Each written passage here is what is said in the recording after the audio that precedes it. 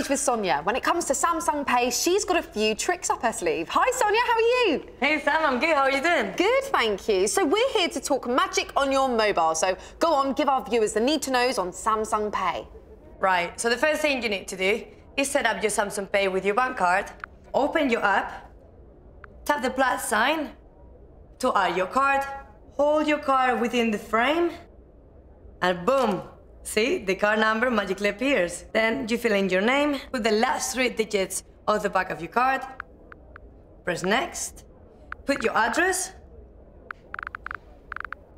press next again, and then agree to the T's and C's, authenticate that is you, and you're done.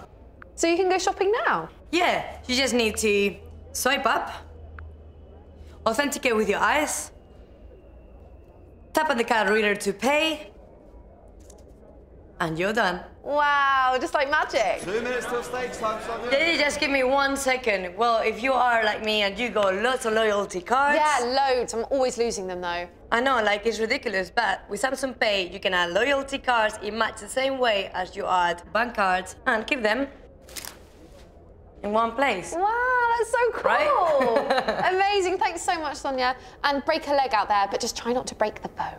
Right, I'll try my best.